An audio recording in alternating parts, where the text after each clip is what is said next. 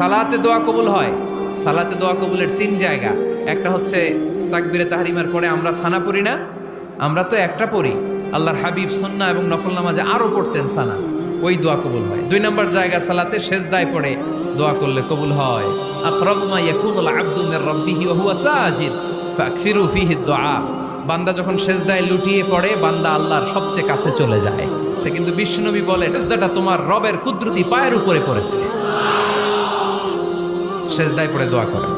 সালাম ফিরানোর আগে বিশ্বনবী দোয়া করতেন, লা ইউসাল্লিমান্না আহাদুকুম হাত্তা ইয়াতাআওয়াযা মিন আরবা'a।